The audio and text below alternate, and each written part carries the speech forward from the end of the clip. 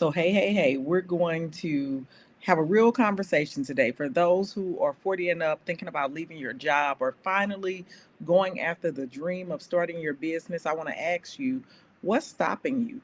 What is it that is stopping you? We're going to talk about those thoughts and fears that are holding you back from getting started.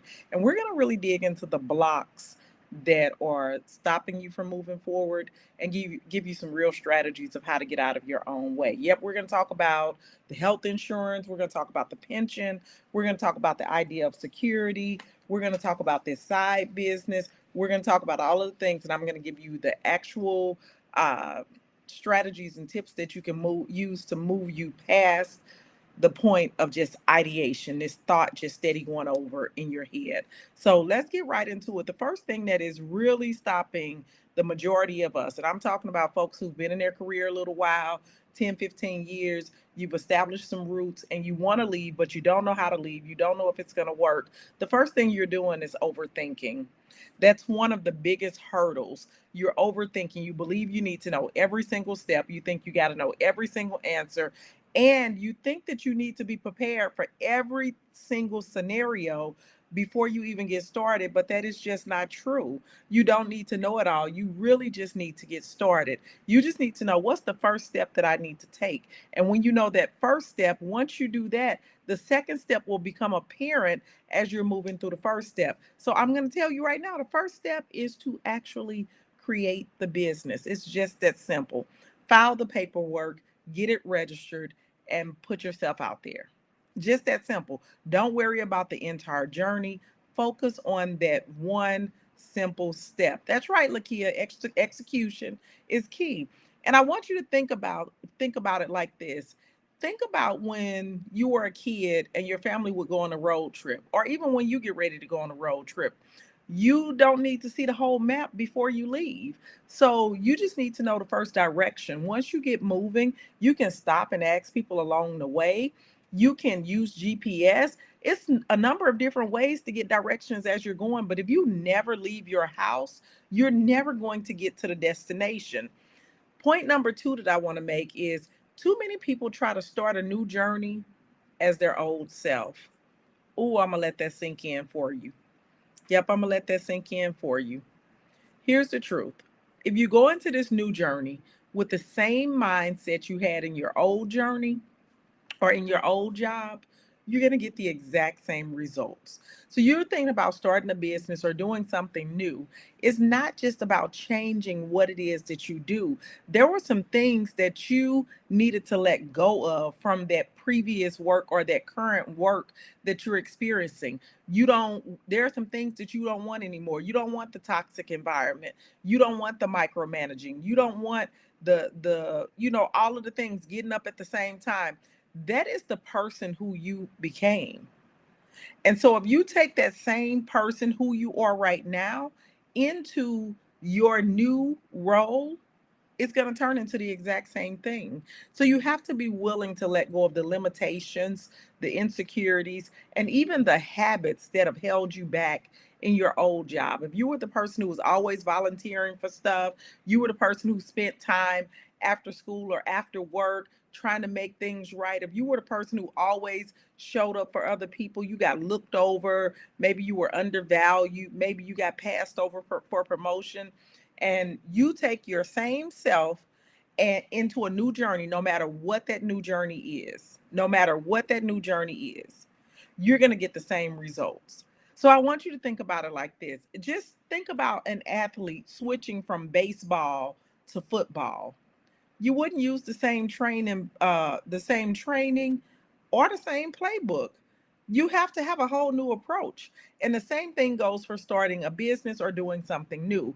We got to stop thinking that we can take our old selves into new situations and everything's going to be the same. Because the truth of the matter is, you have some healing that you need to do. You have some work on yourself that you need to do because you are responsible for the way things went down. We don't want to hear about, but the principal was targeting me. My boss was micromanaging. You are responsible for everything that happens in your life. And so you have to Do the work on yourself to determine what is it that I need to change? What is it that I need to do? How is it that I showed up? What was the energy that I was letting out? Who were the people that I attracted into my life? So you got to let go of your old self and start with your new self. I hope that we can get that. Number three, this one keeps a lot of people stuck, and especially folks who are like in corporate and in education. It's a huge block for them. And it's this idea of health insurance. We're so conditioned to think that health insurance is only available through a traditional job. I talk to women all day long, and the first thing they say is, well, I provide the insurance for my family. Right, exactly. Like most employed people do. But I want you to think about it like this. There are millions of people who are not teachers and who do not work in corporate America or who do not work in traditional roles who have health insurance. I want you to think about all of the business owners, all of the freelancers, all of the entrepreneurs all over the country. They all have insurance, and you can too. And here's another perspective that I want you to think about, because I know that in your head you're thinking, yeah, but insurance is expensive. Health insurance seems costly right now because you're underpaid. But if you were earning significantly more, the expense might become more manageable. So don't let the fear of insurance keep you from a life changing opportunity. As an educator in the school system, I was paying $455 every 2 weeks out of my paycheck. That's $1,000 a month for my family's insurance. My insurance was free, but I had to pay for my spouse's insurance and my three kids. It was $1,000 a month in the school system, full time as an employee. And that's why I always complained about insurance, because they were taking $1,000 out of my check every month, and I needed that $1,000. And so a lot of times we think that what we have is good until we find out that it's not really good. I've never paid $1,000 a month for insurance since I left the school system in 2018, and I've never paid $1,000 for insurance. A lot of times we think that what we have is good because we don't know any different. You've never been on anybody else's insurance plan, or you've never had another form of insurance. But I want to encourage you that as a business owner, that as a freelancer, that as an entrepreneur, you can get insurance. Insurance is readily available to you. It's not as expensive, and you actually don't have all of those fees and things. We got to stop believing the myth that you can't have insurance. And I want you to also think about, if you're earning significantly more, the expense is not as much. Don't let the fear of insurance keep, or not having insurance, keep you from a life changing opportunity. Here's the next myth I want you all to explore and to think about if this is a limiting belief for you. So many of us, we rely on a pension or a 401k. And I want us to be real. Like, this is the part that folks don't want to be real about. A pension or 401k does not give you your full salary. It gives you, in most instances, up to 40% of your salary. Now, I said in most instances. I was talking to an educator the other day. She said she gets 15% of her salary in pension when she retires, 15% of what you made. I was talking to a corrections officer last week, been on the job for 26 years. Her pension is $900 a month. My own pension for the school system would have been $2,300 a month. But think about the fact of how much you make, and then when you're no longer working, you go down to this small amount. A $2,000 or $3,000 pension check each month doesn't leave you with much room to live abundantly.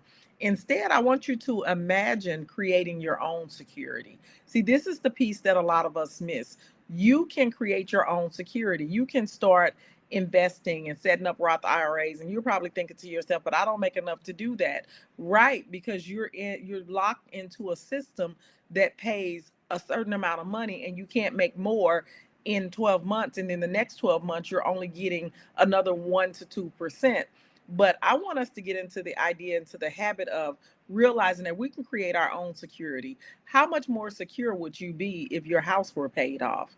How much more secure would you be if your car were paid off? What about if you had $25,000, $30,000 in your savings account that's just savings, just for your rainy day fund? See, you can't do that in the school system, but this is really why I love to come on here, and I like to help women to make a different decision. And when I say different, what I'm saying is you can bring additional income into your house. You don't have to sit there and only take what they give you or let somebody else dictate what the quality of your life will be because they get to determine how much money it is you make. I want you to think about it like this. You have a crop in your backyard. Why not have different crops? Why is it that you can only have jalapeno peppers? Why is it that you can only have onions in your backyard? Why are you relying on one single crop, one single plant, one single thing in your garden, like a pension, when you can have some other things in your garden? It's going to take a little work. You got to dig the ground, till the ground. You got to plant the seeds. You got to water it. You got to look after it. You got to keep the squirrels and things away. But you now have different plants. You can get a little jalapeno, you can get a little onion, you can get a little tomato, you might have a couple of stalks of corn, you can have some lettuce, you can have some collard greens, and now you can have more variety. See, the reason why a lot of us are so concerned about the pension is because you only have this one crop, you only have this one plant. Have you ever considered planting more plants? And yeah, it's easy to maintain that one plant because you know what you need to do. You know when it needs to be watered. You understand the growth cycle of that plant. But I want you to really think about what security means because I really feel like now I'm in a better position to be more, to have more security because I can do more things to make more money. I have more time available. I can invest in different ways. I can set up a Roth IRA. You can look at annuities. And if you're that person who really wants a lot of security insulation, you can do that because you can have insurance for disability. You can have hospitalization insurance. You can have heart attack insurance. You can have stroke insurance. You can have where they pay your house off should you become disabled. You can have insurance for long-term care in a nursing home. Like you literally can pay for insurance for anything that you want to provide security over, and it's not as expensive as you think it is. It really isn't. These are policies that, run you maybe $18 a month, $12 a month, $14 a month. My total policies run me about, I think, $86 a month. And it gives me security so that if anything happens to me, I still have income coming in and a way to be able to take care of myself. Okay, so the next thing we got to talk about, I think this is maybe number 5. We're going to talk about letting go of this side hustle mentality. We really got to let this go, folks. So you're 40 and older, you want to start a new thing, and you're already thinking to yourself, I want to start a side gig, I want to start a hustle. Starting a business with that side hustle mindset, it limits you before you even begin. A side hustle is just that. It's just extra income on the side. But if you're really serious about this, you're not just building a little gig. You need to get into the mindset that you're building a company. Now, stay with me. Stay with me. With a company mindset, you're thinking long term. Like even when you think about how you talk about your own work, you say, my job this, my company that, my work this. You take ownership of other people's stuff. That is not your job. That is the job. That is not your company. That is their company, and you work for them. So you need to be saying the company. Words have power because you've taken ownership of their things and you're working it like it's yours. So what I'm saying to you, and then some of y'all will say, I got to go to school. You're not going to school, sis. You're going to work. If we stop saying that we're going to school, those students who are in class are going to school. You yourself, ma'am, are going to work, and you need to treat it like work. They are paying you to do a job, but we go into our own business with this limited mindset that it's a side hustle. It's just something to bring extra income in on the side. But if you're serious, I want you to have a company mindset. I want you to think long term. I want you to think about how you're going to create a business, a company. And in a company, there are roles. And if you think about the roles in the company, they have pay schedules, and just like where you work now, but you're going to use leverage. You're going to use leverage because you can now employ other people. You shouldn't be trying to do all the roles on your own. Does it start out like that on day one? No, it does not. But if you start out believing on day one that I'm building an education company, that I'm building a consulting company, that I'm building a whatever type of company that you're building, think about the company that you're building. And in that company, you will continue to add employees who will support the work that you're going to do. You're going to hire people who have the same vision, who can execute the vision that you give them. You're going to hire people who are talented and gifted at things, and it's going to accelerate your progress. It's going to help you to collapse time. But if you always think of your business as a side gig, as a hustle, it's just another little stream of income, and you will never be able to move it to the level that you want to move it to. So let me give you this way to think about it. If you were building a house, if you go in just thinking it's a shed, you're only going to get to lay down and go to sleep and keep it, in a condition where it's standing. But if you're building a home, you're going to put down some strong foundation. You're going to invest in the right materials, and you're going to expect it to last for years and years to come. But we know that when we just build a shed, something to just protect us from the elements, we know that the wind can come and blow it away. We know that it's not meant to last forever. So I really want us to start shifting our mentality and our mindset to the idea that we're building a company and not just a side gig or a hustle, or I'm doing consulting or whatever it is that you're doing. You want to change that mindset now. And then this last thing that I want to talk to us about is something that is really real. And I hear a lot of women say this, and I hear this mainly from women and not from men, worrying about what people think. You're worried about what people are going to say, how people are going to receive you. And I just want to tell you right up front, that is a low energy activity.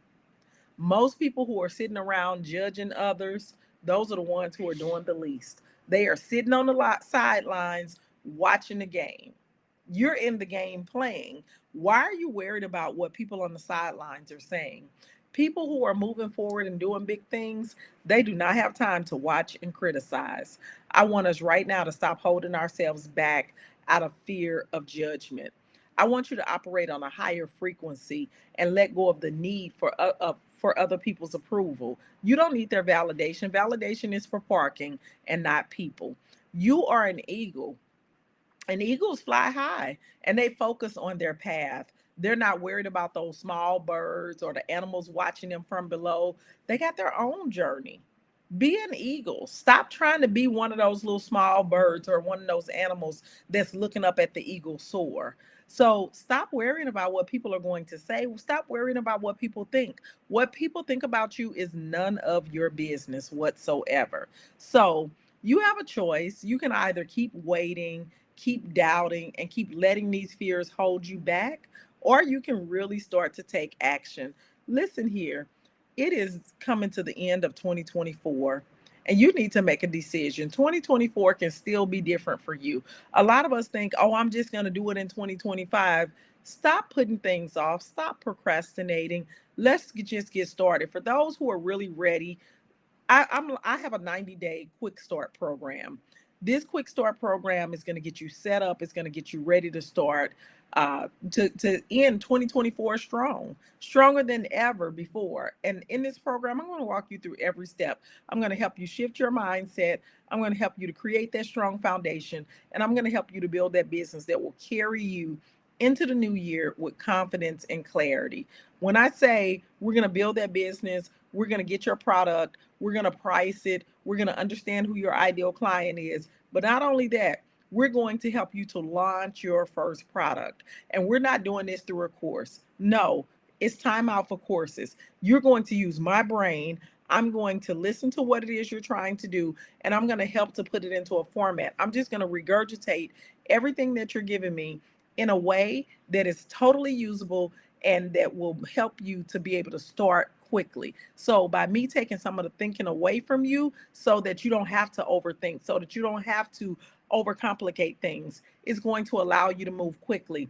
We have people who get started and within 30 days, they have all of their stuff set up, their program created, their landing pages, and all of that within 30 days. And that can be you. We call it a 90-day quick start because within 90 days, you've had the mindset shifts, you know what books you need to read, you have the community that you need to engage in, and you have the product to launch. And you can go out here and you can get to selling. So if you're looking to go ahead and end 2024 in a new way, let's go ahead and book a call. Book a call and let's see how we can make 2024 your breakthrough year. No more excuses. No more waiting for somebody else to give you permission. Nobody knows your vision like you do because the Lord didn't give it to anybody else. This is your time. You've been praying for something. Here it is. You have to take the opportunity when it presents yourself. And remember, it's only one person stopping you from getting started, and that's you.